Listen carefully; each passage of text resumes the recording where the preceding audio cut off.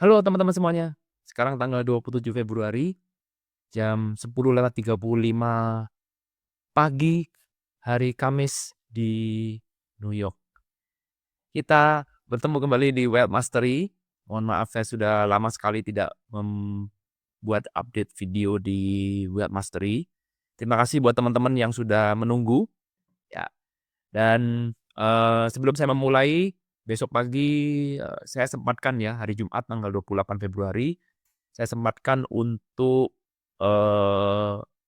live ya, YouTube live di Well Mastery jam 9 hari Jumat jam 9 ya. Pastikan teman-teman punya waktu, silakan besok bisa live di YouTube, kita bisa tanya jawab update tentang berbagai macam kondisi politik dan ekonomi. Oke. Nah, pemanasan aja sekaligus mungkin bisa membuat bahan bagi diskusi kita besok pagi. Saya akan bercerita sedikit ya, yang mungkin nanti cerita ini ada relevansinya dengan keadaan di negara kita sekarang. Oke. Nah, di zaman dahulu ada seorang jenderal perang ya yang sangat bijaksana ya. Seorang jenderal ya, ini kita lihat di sini ya, beginilah ya. Ini jenderal. Ya, jenderal ini bukan cuma sekedar berkuasa, tapi jenderal ini juga terkenal sangat sangat bijaksana. Ya. Lalu kemudian dia diwawancara oleh wartawan, ya, oleh masyarakat biasa, oleh reporter, ya, oleh cendekiawan diwawancara. Lalu kemudian dia bertanya seperti ini, "Oke Pak Jenderal, supaya negara ini bisa kuat, solid, maju gitu ya, idealnya harus punya apa?" Menurut si Pak Jenderal, negara yang maju itu harus punya 3 kriteria ini. Ya. Nomor 1 adalah kita harus punya angkatan perang yang cukup kuat. Ya, senjata, tentara, ini semua masuk angkatan perang di sini. Ini masuk akal sekali karena kalau kita sekarang peralatan perang kita sudah kuno, sudah ketinggalan zaman ya, ketika ada ancaman dari negara lain, dari kerajaan lain, maka matilah kita. Kita nggak bisa cuma sekedar berpasrah. Setiap saat musuh bisa datang menyerang kita. Jadi kalau kamu mau ideal, step nomor 1 harus dipenuhi, yaitu kasih saya angkatan perang yang bagus. Ya, maka negara akan jadi ideal. Oke? Pertama. Kemudian yang kedua adalah kita harus punya sumber daya atau kita ngomong kita punya harta. Kita punya emas misalkan, kita punya mata uang, kita punya whatever, apapun itu. Kita harus punya harta. Ini ada urusannya dengan ekonomi. Ya. Masuk akal juga kalau negaramu terlalu miskin, wah ya setengah mati ya. Negaramu terlalu miskin ya bagaimana kita bisa maju? Makan aja susah, apalagi kita mau maju dalam hal yang lain, misalkan mengejar teknologi, eee, pendidikan, ya agak sangat sulit. Nomor 1 karena harus cukup makan. Jadi supaya bisa cukup makan, ekonomi harus kuat, harus solid, ya. Kemudian yang terakhir yang diperlukan adalah rasa kepercayaan dari rakyat. Yang dimaksud dengan rasa kepercayaan dari rakyat itu apa? Rakyat ini percaya pada pemerintah sepenuhnya. Jadi pemerintah yang menjabat ini, sekarang ini, siapapun yang menjabat itu, dipercaya oleh rakyat seutuhnya. Dianggap sebagai pemimpin yang amanah. Yang bertanggung jawab dengan pemimpinnya bukan bertanggung jawab pada kepentingan partai atau kepentingan keluarganya ya, tapi bertanggung jawab pada negara untuk kepentingan banyak orang. Mengutamakan di situ. Oke. Nah, 3 hal ini adalah hal yang sangat penting yang harus dimiliki. Begitu menurut jenderal yang sangat bijaksana ini. Ya ini karena ceritanya di zaman dulu ya. Kalau zaman sekarang mungkin saya tambahin lagi. Nomor 4 harus punya pendidikan, harus punya teknologi. Ya karena pendidikan menghasilkan sebuah teknologi. Ingat zaman dulu Belanda atau negara-negara Eropa menjajah negara-negara Asia dengan menggunakan teknologi, dengan menggunakan pendidikan. Ya tanpa pendidikan yang kuat, Kalau masyarakatnya bodoh terus, ya maka rakyatnya gampang diadu domba, gampang dikendalikan karena itulah pendidikan ini memegang peranan yang sangat sangat penting. Ya, tapi kita abaikan itu karena kan ceritanya bukan ceritanya saya, tapi cerita si jenderal ini.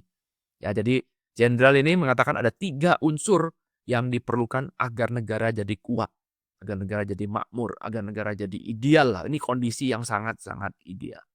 Oke? Nah, lalu kemudian si wartawan ini bertanya lagi, karena ini wartawan ini sangat-sangat cerdas, jadi wartawan ini nggak puas cuma dengan jawaban seperti ini. Wartawan mengatakan seperti ini pada jenderal, "Jenderal, itu kan kondisi ideal, oke? Itu kan kondisi ideal. Pasti ada kondisi yang apa, yang tidak ideal ya. Kita nggak mungkin dalam hidup ini bisa mendapatkan kondisi yang ideal. Kondisi ideal itu kan cuma di textbook aja, oke? Karena itu saya sekarang ingin menantang jenderal nih, ya menantang jenderal kalau kondisinya tidak ideal. Ya kalau kondisinya tidak ideal, kamu pilih 1, 2, dan 3 mana yang mau dihilangkan agar negara tetap kuat. Ya karena memenuhi 1, 2, dan 3 ada beberapa negara yang tidak punya itu, ya. Dan seorang jenderal itu dibayar karena kamu mampu menyelesaikan permasalahan. Seorang jenderal dikatakan hebat karena dalam kondisi yang tidak ideal, dia tetap bisa menjadikan negara itu menjadi ideal. Gitu ya. Oke. Nah, sekarang jenderal ditanya, dari 3 ini yang mau dihilangkan yang mana? Sebelum jenderal berbicara, eee, ya, lalu wartawan ini bilang, "Bolehkah saya nebak?" Ya, apa itu? Saya mau nebak yang dihilangkan adalah yang nomor 1, anggaran perang.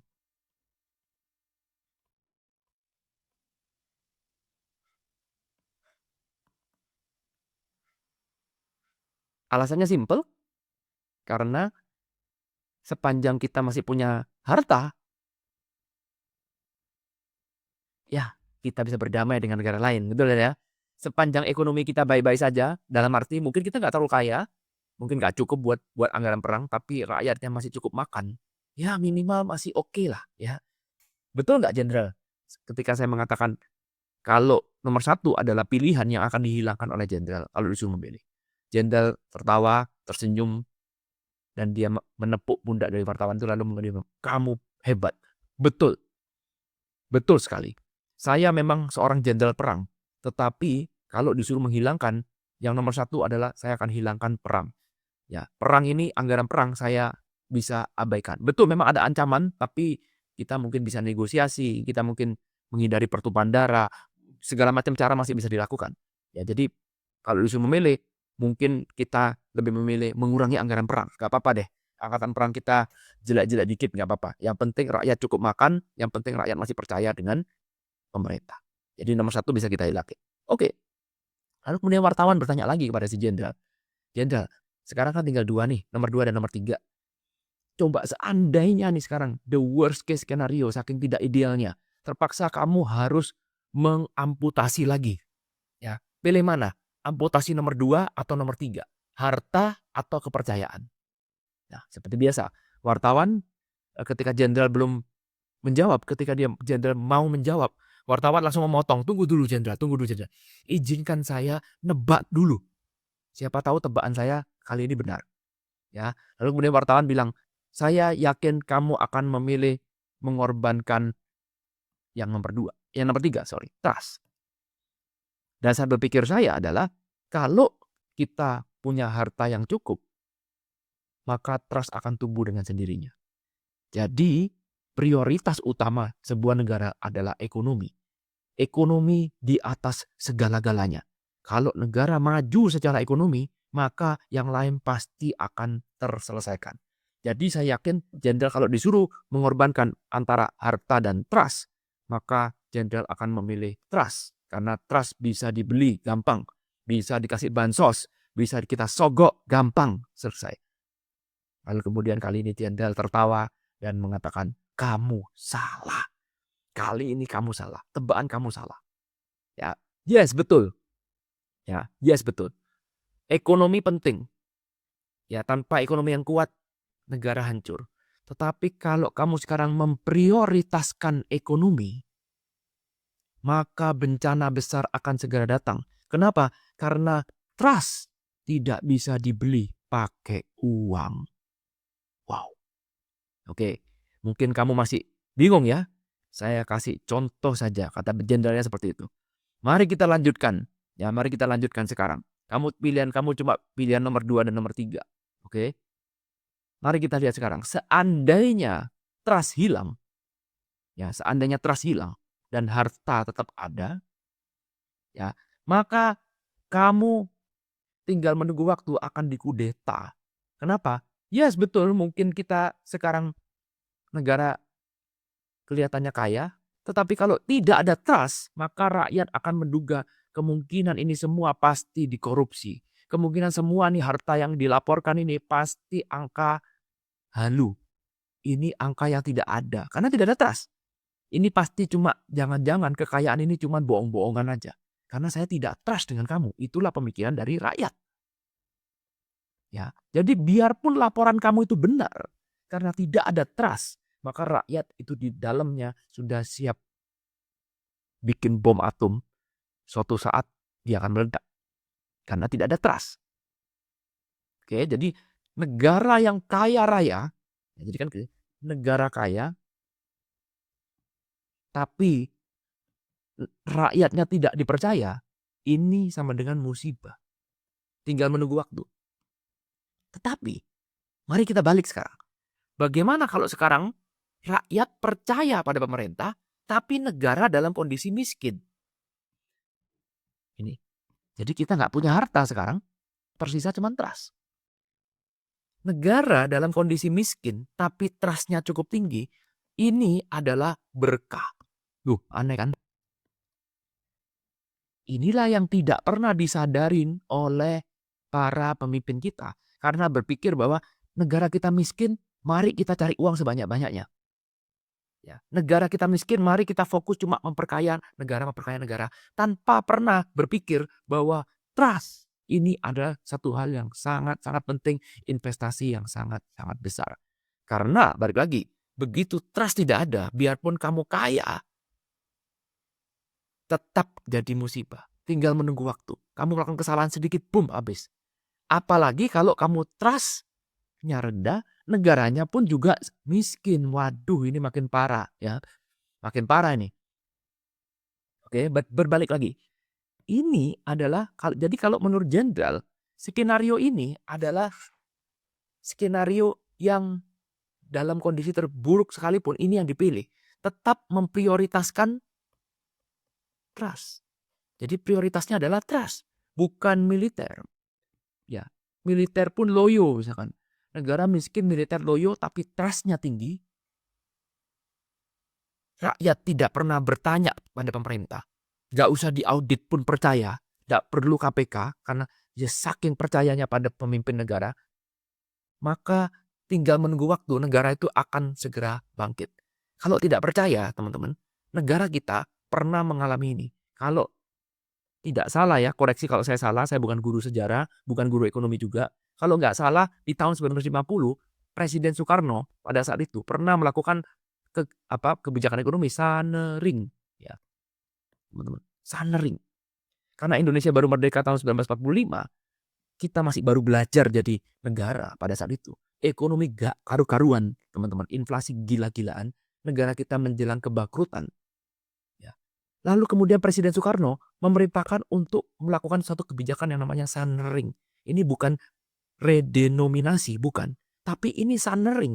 Sanering itu artinya kalau pada saat itu kamu punya uang 1 juta, kamu akan diganti dengan mata uang baru di mana nilai 1 jutamu dipotong 50% sehingga cuma tinggal 500.000.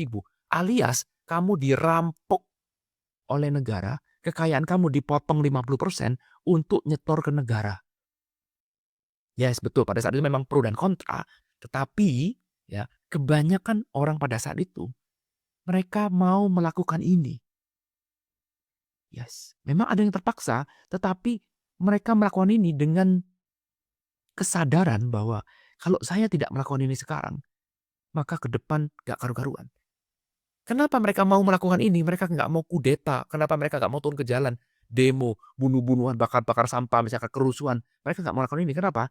Karena pada saat itu Indonesia masih negara yang baru merdeka. Mereka tahu bahwa negara sama dengan perusahaan yang masih baru baru baru merdeka itu masih berantakan. Kita masih ngatur undang-undang. Sebentar kita ngomong negara serikat, sebentar kita ngomong republik, sebentar ngomong kerajaan terpimpin, demokrasi terpimpin. Waduh, ruwet lah pokoknya ya. Jadi masih meraba-raba. Wajar kalau ekonomi gak karu-karuan dan mereka sangat percaya pada proklamatornya yang namanya Soekarno.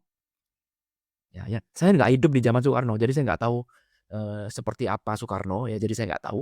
Tapi kalau saya dengar cerita-ceritanya, Soekarno nih saking dipercayanya, saking berwibawanya. Jadi wibawa aja nggak cukup kalau nggak dipercaya. Saking dipercayanya. Zaman dulu kalau dia lagi pidato teman-teman di radio, semua orang dengerin dia pidato. Karena pidatonya tuh sangat berkualitas, sangat berapi-api, membuat rakyat tuh jadi mau senasib sepenanggungan. Intinya Soekarno fokus pada kepercayaan rakyat. Dia percaya pada apapun yang dilakukan oleh Soekarno. Sebagian besar rakyat percaya bahwa Soekarno bisa membawa Indonesia jadi lebih baik. Pada saat itu ya. Jadi rasa trustnya tinggi. Pada saat itu Indonesia miskin sekali. Tapi dengan luar biasanya Soekarno, dia bisa bikin KTT. Non-blok memimpin loh. Ditakutin, negara dari selatan yang ditakutin. Karena dia berani mengancam hegemoni barat. Dia tidak barat, tidak timur, tidak pro komunis, tidak pro demokratis. Dia berada di tengah-tengah menjadi pemimpin negara tengah. Wush. Bahkan Soekarno dulu saking netralnya sampai diundang ke Cina. Pada saat itu Cina negara tertutup. Dia menemui presiden Cina pada saat itu. Mao Zedong ya mungkin ya. Atau Deng Xiaoping, saya nggak tahu ya. Dia satu-satunya presiden datang di negara tertutup disambut kenegaraan. Padahal Indonesia bukan negara komunis. Ya, tapi saking netralnya, bahkan Amerika menyambut dia. Dia berteman baik dengan JF Kennedy. Lalu kemudian Cina, Rusia, Uni Soviet pada saat itu pun juga menghargai atau menyambut dia. Jadi rakyat tuh melihat, wow ini leader gua nih, bukan cuman jago di dalam negeri, di luar negeri pun, wih, jagonya top. Dia bahkan dia pidato di luar negeri pun berapi-api. Dia berani dari keluar dari PBB ketika dia berkonfrontasi dengan Malaysia. Dia berani keluar dari PBB. Wah, jadi rakyat melihat, wah ini superhero baru. Ya, ada trust yang sangat besar dan itu ditunjukkan. Apakah pada saat itu Indonesia angkatan militernya luar biasa? Enggak. Gimana mau luar biasa orang negaranya aja miskin. Kalau nggak percaya silakan tanya orang yang hidup di zaman itu. Miskinnya luar biasa. Sampai terjadi sunring. Tetapi banyak rakyat yang melakukan ini dengan rela. Mereka mengatakan ini adalah bagian perjuangan saya bersama rakyat. Bersama pemerintah. Bersama negara. Membela negara. Bagian jihad saya. Patriotisme saya pada saat itu. Miskin loh negaranya. Tapi ada trust. So, trust adalah segala-galanya. Tanpa trust gak bisa. Karena itu ukurannya. Satu pemerintahan itu bagus apa tidak, lihatlah ada trust. Lah, trust ini tidak bisa diukur pakai survei. Ya, jadi pemerintah sekarang ya kelihatannya mulai bermain-main dengan survei ya. Lalu kemudian dia memainkan angka-angka, wah, angka kepercayaan rakyat 88%. Jos. Mantap sekali. Ya, survei itu bisa dibuat. Metodenya gak diomongkan. Siapa targetnya gak diomongkan. Ya, jadi survei itu bisa bias hasilnya. Tetapi trust ini muncul di hati, teman-teman. Jadi di zaman Soekarno gak ada survei. Tapi orang percaya pada Soekarno itu mayoritas. Bukan ada yang gak percaya, ada. Tapi mayoritas. Siapa yang gak pernah berantem dengan Soekarno? Even Bung Hatta aja berantem sama Bung Karno. Benar ya, teman-temannya semua banyak berantem. Tetapi berantem boleh, tapi trustnya gak hilang. Ya, ini krisis kita sekarang, teman-teman. Pertanyaannya kan sesederhana itu. Apakah pemerintah sekarang kita bisa percaya? Apakah kita percaya pada pemerintah sekarang akan menjadi lebih baik daripada pemerintah yang lalu? Akan membawa rakyat jadi lebih baik? Kalau iya, seberapa besar trust kamu? Dan inilah PR-nya. Bukan negara kamu seberapa kaya. Utangnya berapa? Udah nggak ada urusan. Atau anggaran militer kamu sekeren apa? Nanti kalau kita diserang Malaysia bagaimana? Percuma. Itu semua percuma. nggak akan ada guna kalau rakyatnya tidak percaya. Ya, yang paling cilaka adalah ini negara tadi yang ideal yang paling baik ya. Yang paling cilaka adalah sudah militernya loyo, oke, ya, ekonomi ancur-ancuran, teknologi pendidikan nggak ada karena KKN, korupsi dan segala macam, teknologi nggak ada, orang pinter semuanya disingkirkan, kalah sama orang bodoh, kalah sama koneksi, ya pejabat-pejabat diisi oleh orang-orang yang tidak berkompeten, yang penting kenal, yang penting utang budi politik. Ya akibatnya teknologi loyo, ekonomi loyo, militer loyo, paling cilaka lagi, pelengkap penderitaan adalah rakyat pun juga sudah tidak percaya pada pemerintah. Kamu memiliki 4 ini, maka selamat. Selamat Bung. Ya, tinggal lu berapa kuat aja memanipulasi data, lu seberapa kuat aja nyogok rakyat dengan bansos-bansos, tinggal menunggu waktu. Pemerintah seperti ini akan hancur. Sejarah sudah membuktikan ini. Semoga pemerintah kita tidak mengalami ini. Ya, semoga masih ada waktu. Pemerintah kita sekarang mulai berbenah.